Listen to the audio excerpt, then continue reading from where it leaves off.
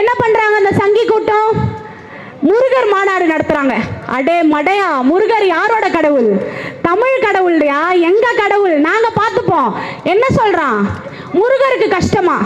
நமக்கு கஷ்டம் தான் கோவிலுக்கு போவோம். முருகருக்கு கஷ்டமா? முருகரை இவன் போய் காப்பாத்துறானா? முருகர் அந்த காலத்துல என்ன பண்ணாரு? வள்ளிய போய் கல்யாணம் பண்ணாரா? வள்ளி யாரு? வள்ளி யாரு?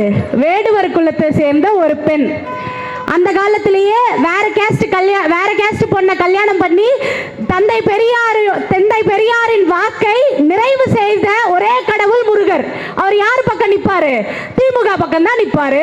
நீங்க என்னவோ நான் போய் முருகரை காப்பாத்துறேன்னா அது மட்டும் இல்லாம நெக்ஸ்ட் சீமான் பனை ஏறாரு, படிக்கட்டு வச்சு பனை ஏறாரு. பனை ஏறுதலை எல்லாம் விட்டு வாருங்கள் பட்டதாரி ஆகலாம் என்று அழைத்த கழகம் இது. இந்த கழகம் இருக்கும் வேளையில் நீங்க குலத்தொழிலை வளர்க்கலாம் அப்படின்னு எப்படி நினைப்பீங்க? அப்புறம் விஜய் வராரு, நீட் மட்டும்தான் உலகமா அப்படின்னு கேட்கிறாரு. இவங்கெல்லாம் யாரு தெரியுமா?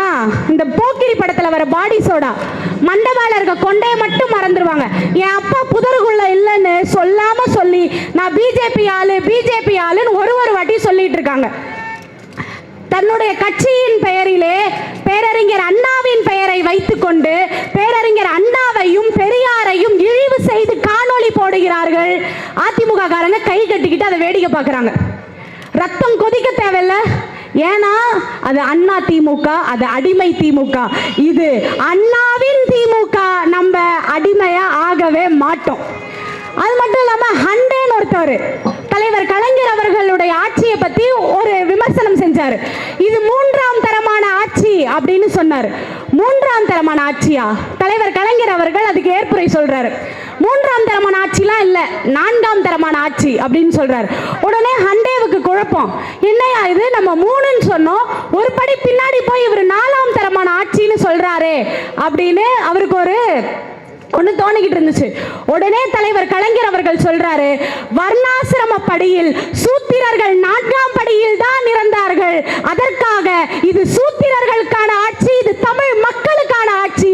எனவே இது 4ஆம் தரமான ஆட்சி தான் என்று குரல் கொடுத்த ஒரே தலைவர் கலைஞர் அவர்கள். அவரோட வரிசையில இன்னைக்கு அன்பு தளபதி அவர்கள் வந்து ஓரணியில் தமிழ்நாடு என்று திரளுங்கள் மக்களே என்று கூப்பிட்டிருக்காரு. எதை மனசுல வச்சு கூப்பிட்டாரு தெரியுமா? எத்தனையோ போராட்டத்தை பார்த்தாச்சு, நம்ம ஒற்றுமையா இருந்து எத்தனையோ போராட்டத்தை பார்த்தாச்சு, என்னென்னவோ போராட்டம் பார்த்தாச்சு. இந்த தமிழ்நாடு ஊதி அணைக்கிற சிறு நெருப்பு கிடையாது. இது பல எதிரிகளை சாம்பலாக்கக்கூடிய உதய சூரியன் என்பதை அந்த காவி கும்பல் அறியதான் போகிறது. தலைவர் கலைஞர் அவர்களுடைய 102வது பிறந்த நாளை கொண்டாடி வருகிறோம். எதற்காக ஒரு தலைவரின் பிறந்த நாளை இவ்வளவு வெகு விமர்சையாக திராவிட முன்னேற்ற கழகம் பொதுக்கூட்டங்கள் நடத்தினாங்க. இப்போ தெருமுனை கூட்டங்கள் நடத்திக்கிட்டு இருக்காங்க. ஒரு தலைவரோட பிறந்த நாளை ஏன் இவ்வளோ கொண்டாடணும் அப்படின்னா, தலைவர் கலைஞர் அவர்கள் 50 ஆண்டு காலம் ஒரு திராவிட முன்னேற்ற கழகத்தின் கட்சி தலைவராக இருந்ததற்காகவா? அல்ல 5 முறை இந்த தமிழின மக்களை, தமிழ்நாட்டை கட்டி அணைத்து முதலமைச்சராக இருந்ததற்காகவா? அல்ல 13 முறை சட்டமன்ற உறுப்பினராக இருந்ததற்காகவா? இல்லை அதற்கும் ஒரு படி மேல் சென்று போட்டியிட்ட எந்த தேர்தலிலும் தோல்வியே அடையாத வெற்றி நாயகனாக தமிழ்நாட்டில் வலம் வந்ததற்காகவா? எதற்காக தலைவரின் பிறந்த நாளை கொண்டாடுகிறோம் என்று தெரியுமா? பிரம்மனின் தலையில் பிறந்தவர்கள் உயர்ந்தோர், பிரம்மனின் காலில் பிறந்தவர்கள் தாழ்ந்தோர் என்ற நிலை இருந்தது. அந்த நிலையை மாற்றி பிறப்பில் ஏதடா, பிறப்பின் அடிப்படையில் ஏதடா உயர்ந்தோர் தாழ்ந்தோர் என்று இந்த தமிழ்நாட்டு மக்கள் அனைவரும் என் உயிரினும் மேலான அன்பு உடன்பிறப்புகள் என்று முழங்கிய அந்த சமூக நீதி காவலனின் பிறந்த நாளை நம்ம கொண்டாடலனா வேற யார் கொண்டாடுவா? ஏன்னா இன்னைக்கு யாரோ கட்சி ஆரம்பிச்சுட்டாங்க. நம்மளோட வரலாறையும் நம்ம செஞ்சதெல்லாம் கொஞ்சம் ஞாபகப்படுத்தி சொன்னாதான் மக்களுக்கு 2026ல் தெளிவான வாக்குகள் நமக்காக வந்து சேரும். தலைவர் கலைஞர் அவர்கள் நமக்காக கொண்டு வராத திட்டங்களா? இன்னைக்கு என் வயதொத்த இளைஞர்கள்லாம் இருக்கீங்க. எல்லார் வீட்டிலையும் இன்னைக்கு பட்டதாரிகள் வாழ்ந்து கொண்டு இருக்கிறார்கள். பட்டதாரிகள் வாழ்ந்து கொண்டிருக்கிறார்கள் ஒவ்வொரு வீட்டிலும் என்றால், உங்க வீட்டில எல்லாம் கலைஞர் உங்களோட ரூபத்துல வாழ்ந்துகிட்டு இருக்காருங்கிறது தான் நிதர்சனமான உண்மை. ஏன் சொல்றேன் தெரியுமா? நிறைய பேர் கம்ப்யூட்டர் சயின்ஸ் படிச்சிருப்பீங்க 12ஆம் வகுப்புல 11ஆம் வகுப்புல. யாரெல்லாம் கம்ப்யூட்டர் சயின்ஸ் குரூப் எடுத்து படிச்சு இன்னைக்கு பட்டதாரி ஆயிருக்கீங்களோ நம்ம எல்லாரும் தலைவர் கலைஞர் அவர்களுக்கு நன்றி செலுத்தியே ஆக வேண்டும். ஏன்னா கம்ப்யூட்டர் சயின்ஸ் அப்படிங்கிற ஒரு குரூப்பை ஸ்கூல்ல இணைச்சது நம்முடைய தலைவர் கலைஞர் அவர்கள் மட்டும்தான். அது மட்டும் இல்லாம பெண்கள்லாம் வந்திருக்கீங்க. சுய உதவி குழுல எத்தனை பேர் இருக்கீங்கம்மா? கை தூக்கலாம். உங்களெல்லாம் பின்னாடி போட்டுட்டாங்க, ரொம்ப கஷ்டமா இருக்கு எனக்கு. கை தூக்கலாம். தூக்குற அக்காமார்கள்லாம் ரொம்ப சந்தோஷத்தோட கை தூக்குறாங்க. தலைவர் கலைஞர் அவர்கள் என்ன நினைச்சு இந்த திட்டத்தை கொண்டு வந்தாரு தெரியுமா? இப்போ குழந்தைலாம் பிறக்குது, ஆண் குழந்தை பிறக்குது அப்படின்னா ட்ரெஸ் எடுத்துட்டு போய் போடும் போதே பாக்கெட் வச்சு ட்ரெஸ் எடுத்துட்டு போய் போடுவாங்க. அவன் சம்பாதிக்கலாம் மாட்டான், குழந்தை அப்பதான் பிறந்திருக்கும். எடுத்துட்டு போய் போடும் போது ஒரு சட்டை, அதுல ஒரு பை இருக்கும். ஏன் ஆண்களுக்கு மட்டும்தான் அந்த காசுங்கிற விஷயம் வந்து ஆண்களுக்கு மட்டும்தான் இருந்த அந்த நிலை. ஆனா தலைவர் கலைஞர் அவர்கள் என்ன தெரியுமா யோசிச்சாரு? என்னுடைய தமிழ்நாட்டு பெண்களும் யாரோட உதவியும் இல்லாம அவங்களே தானா இயங்கணும் அப்படின்னு தலைவர் கலைஞர் அவர்களால் அறிமுகப்படுத்தப்பட்ட திட்டம் தான் மகளிர் சுய உதவி குழு. இன்னைக்கு அந்த திட்டத்தினால பயனடைகிற பெண்கள்னு சொல்லாம அந்த மகளிர் சார்ந்த குடும்பங்கள் அவ்வளோ பயனடைஞ்சுக்கிட்டு இருக்காங்க. அது மட்டும் இல்லாம பசங்களாம் அந்த காலத்துல ஸ்கூலுக்கு போறதே பெரிய கஷ்டமா இருந்தது. ஸ்கூல் வந்து ஒரு 5-6 கிலோமீட்டர் தள்ளி இருந்தது. அப்ப தலைவர் என்ன பண்ணாரு? குழந்தைகளுக்கு இலவச பஸ் பாஸ் என்பதை தமிழ்நாட்டில் அல்ல ஒட்டுமொத்த இந்தியாவிலேயும் முதலாக கொண்டு வந்த ஒரே தலைவர் கலைஞர் அவர்கள் மட்டும்தான். அது மட்டும் இல்லாம இன்னும் ஒரே ஒரு நிகழ்வை மட்டும் சொல்லிக்க விரும்புறேன் நான். தலைவர் கலைஞர் அவர்கள் மக்களோட மக்களா வாழ்ற வரைக்கும் மக்களோட மக்களாவே வாழ்ந்துட்டு போனார். ஒரே ஒரு நிகழ்வு என்னன்னா, அவரோட அலுவலகத்துல கோவிந்தசாமி அப்படிங்கிறவர் ஒருத்தவர் பணிபுரிகிறார். அந்த கோவிந்தசாமி அவருக்கு கொஞ்சம் உடம்பு முடியாம போயிடுது. அவரை வந்து ஒரு மருத்துவமனையில் சேர்க்குறாங்க, தனியார் மருத்துவமனையில் சேர்க்குறாங்க. சேர்த்த உடனே அவருக்கு ஆப்ரேஷன் பண்ணணும், அதுக்கு இவ்வளோ பணம் தேவைப்படுது அப்படின்னு கலைஞர் அவர்கள் கிட்ட வந்து சொல்கிறாங்க. உடனே தலைவர் என்ன பண்ணுறாருன்னா கொஞ்சம் நிதியை ஒதுக்கி அவர் வந்து அந்த பணத்தை வந்து அந்த அலுவலகத்தில் வேலை பார்த்தவருக்கு கொடுத்துட்றாங்க. கொடுத்த உடனே தலைவர் வந்து அவர் அலுவலகத்துக்கு வந்து திருப்பி யோசிக்கிறாரு. அடடா, என்ன இது, நம்ம வந்து நமக்கு கண்ணு முன்னாடி வேலை பார்த்துருக்க ஒருத்தவருக்கு உடம்பு முடியாம போது நம்ம பணத்தை கொடுத்துடுறோம். இப்ப கடைகோடியில இருக்க யாரோ என்னுடைய மக்கள் இந்த மாதிரி கஷ்டப்பட்டா நான் என்ன பண்றது அப்படின்னு யோசிச்ச தலைவர் அவர்கள் கொண்டு வந்த திட்டம் தான் கலைஞர் காப்பீட்டு திட்டம். அந்த திட்டத்தின் மூலமாக எவ்வளோ கோடி மக்கள் பயனடைஞ்சுக்கிட்டு இருக்காங்க. ஒன்றும் இல்லை, தளபதி ஓரணியில் தமிழ்நாடுன்னு சொன்னார் இல்லையா, நம்ம வீடு வீடா போய் பேசிக்கிட்டு இருக்காங்க. கழக பொறுப்பாளர்கள் எல்லாம் வீடு வீடா போய் பேசிட்டு இருக்காங்க. அப்போ ஒரு அம்மா பேசுது, ஏமா நீங்க திமுகவுக்கு ஓட்டு போடணும் அப்படின்னு கேட்டா அந்த அம்மா சொல்றாங்க, என் பையனுக்கு கொஞ்ச நாள் முன்னாடி ஹார்ட்டில் பிரச்சனை வந்துருச்சு, நான் ஹாஸ்பிட்டல் கூட்டு போனேன், ஆப்ரேஷனுக்கு இவ்வளோ செலவாகும்னாங்க, என்கிட்ட காசு இல்லை.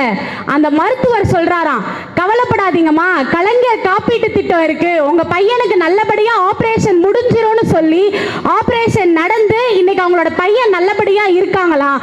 அந்த நன்றி உணர்ச்சிக்காக நான் திமுகவுக்கு தான் ஓட்டு போடுவேன்னு அந்த அம்மா சொல்றாங்க. அது மட்டுமா, கோவிந்தசாமி பத்தி பேசியிருந்தேன் இல்லையா, கோவிந்தசாமிங்கிறவர் இந்த மாதிரி ஒரு கூட்டத்தில் உட்கார்ந்துருக்கிற ஒரு ஏழை தொண்டன் தான். தலைவர் அவர்கள் முதல் முறையாக முதலமைச்சராக பொறுப்பேற்று திண்டுக்கல் போறாரு. திண்டுக்கல் போகும்போது இந்த மாதிரி ஒரு பொதுக்கூட்டத்தில் பேசி முடிச்சுட்டு இறங்கின உடனே அந்த ஏழை தொண்டன் கோவிந்தசாமி மேடை ஏறி இந்த மாதிரி இந்த திண்டுக்கல்ல குடகனார் போது அந்த குடகனார் நடுவில் ஒரு அணையை மட்டும் எனக்கு கட்டி கொடுத்துருங்க அப்படின்னு தலைவர் கலைஞர் கிட்ட கேட்கிறாரு. நீங்க அணையை கட்டி கொடுக்குற வரைக்கும் நான் காலில் வந்து செருப்பு போட மாட்டேன் அப்படின்னு செல்லமா கோச்சிக்கிறாரு. அடுத்த நிதியாண்டுல தலைவர் கலைஞர் அவர்கள் அந்த அணையை கட்டி கொடுத்துடுறாரு. ஆனாலும் அந்த கோவிந்தசாமி காலில் செருப்பே போடல. இந்த விஷயம் தலைவர் கலைஞர் அவர்களோட காதுக்கு வருது. உடனே ஒரு தலைவர், ஒரு கட்சியின் தலைவர் மட்டும் அல்ல, அப்போது இந்த 7.5 கோடி தமிழின மக்களின் முதலமைச்சராக தலைவர் கலைஞர் அவர்கள் இருக்கிறார். அவர் என்ன பண்ணார் தெரியுமா, திண்டுக்கல்ல மாலையும் தோரணமும் போட்டு ஒரு பெரிய மேடை அமைச்சு அந்த ஊர் மக்களுக்கு யாருன்னு தெரியாத அந்த கோவிந்தசாமியை மேடைக்கு அழைச்சு தன் இரு கரங்களால் ஒரு தொண்டனின் காலை பிடித்து செருப்படிவித்த தலைவர் நம்முடைய தலைவர். அதனாலதான் இன்னைக்கு இவ்வளோ கெத்தா நம்ம திமுக விமர்சையா கொண்டாடிக்கிட்டு இருக்கோம். தலைவர் கலைஞர் அவர்கள் மறைந்தார். மறைஞ்ச உடனே என்ன தெரியுமா சொன்னாங்க?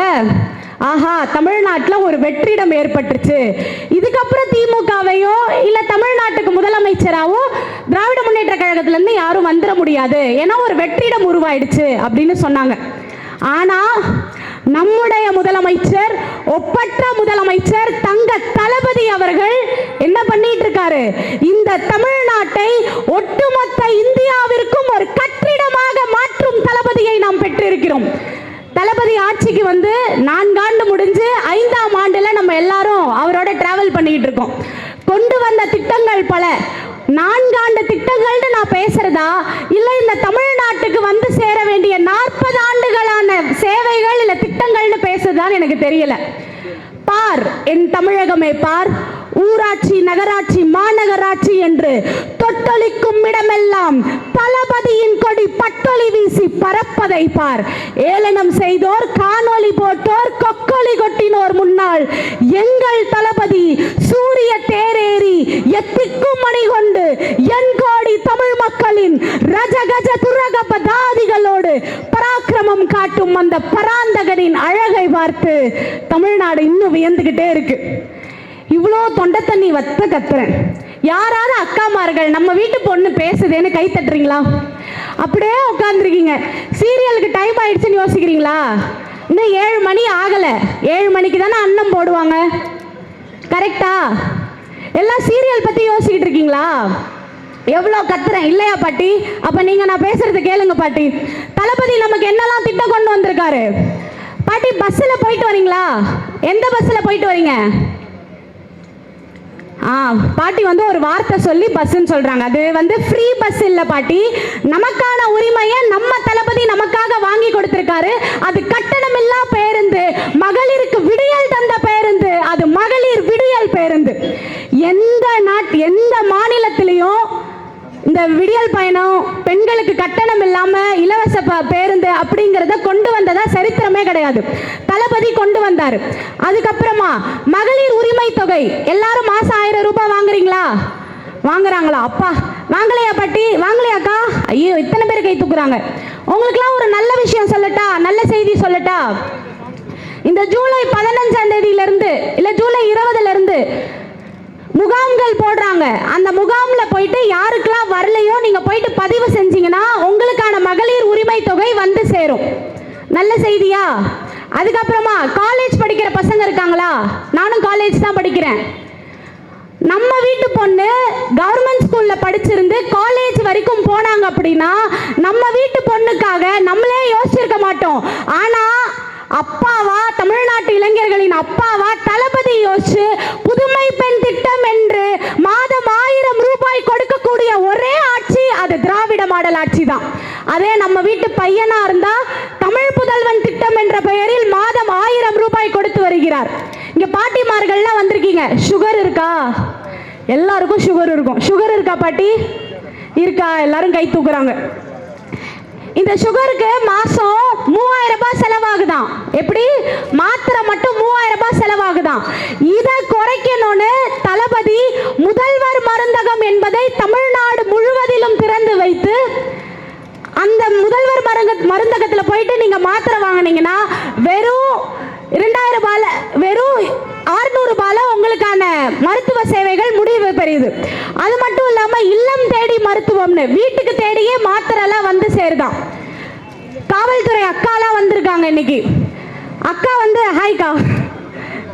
அந்த அக்கா எல்லாரும் ஒரு நிமிஷம் பாருங்களேன்.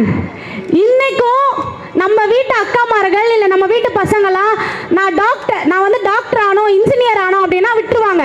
போலீஸ் ஆகணும்னா 4 போடு போட்டு போய் உட்கார வைப்பாங்க. போலீஸ்லாம் நீ ஆகக்கூடாது, வெளியிலலாம் போய் நிற்கணும், நீ போலீஸ் ஆகக்கூடாது அப்படிங்கிற நிலை இன்ன வரைக்குமே இருக்கு. ஆனா தந்தை பெரியார் என்ன தெரியுமா சொன்னாரு? போலீஸ்னா நம்ம எதுக்கு பயப்படுவோம்? போட்டிருக்க காக்கி ட்ரெஸ்ஸுக்கு பயப்படுவோம், கையில வச்சிருக்க லத்திக்கு பயப்படுவோம். அப்ப தந்தை பெரியார் சொல்றாரு, அந்த காக்கி உடுப்பை எடுத்து பொண்ணு கிட்ட கொடுத்துட்டு போடா, பயந்துட்டு போறாங்க அப்படின்னு அவர் ஒரு தீர்மானம் ஏற்றாரு 1934. என்ன தீர்மானம்னா, காவல் நிலையங்களில் பெண்களை ஏற்ற வேண்டும், நியமனம் செய்ய வேண்டும் என்பது தீர்மானம். அப்போ தலைவர் கலைஞர் அவர்களுக்கு 7 வயசோ 8 வயசோ தான் இருக்கும். தலைவர் வந்து முதலமைச்சரா வந்தாரு. உடனே என்ன பண்ணாரு தெரியுமா? இப்போ இந்த அக்கா நின்னுகிட்டு இருக்காங்க அப்படின்னா அதற்கு அடித்தளம் போட்டது தலைவர் கலைஞர் அவர்கள். அவர் ஆட்சிக்கு வந்துட்டு பெண்களை காவல் நிலையத்திற்கு ஏற்றி பார்த்த அழகு பார்த்த ஒரே தலைவர் கலைஞர் அவர்கள் மட்டும்தான். அது மட்டும் இல்லாம இப்போ நான் வந்து தளபதியே போற்றி பேசிக்கிட்டு இருக்கோம். இப்போ இங்க வந்திருக்கவங்க திமுக காரவங்க நம்ம எல்லாம் போற்றி பேசுவோம். மக்கள் இன்னென்ன பயன் அடைஞ்சிருக்கோம், அதனால நாங்க தளபதிக்காக நிப்போம் அப்படின்னு சொல்லலாம். சவுதி அரேபியால ஒரு பழங்குடியினர் ஒரு புகைப்படத்தை வச்சுக்கிட்டு நடனம் ஆடிக்கிட்டு இருந்தாங்க. என்னன்னா நடனம் ஆடுறாங்க அப்படின்னு கொஞ்சம் கிட்ட போய் அந்த வீடியோல பார்த்தா கையில வச்சிருக்க புகைப்படம் யாரோட புகைப்படம்னா அன்பு தளபதியின் புகைப்படம்.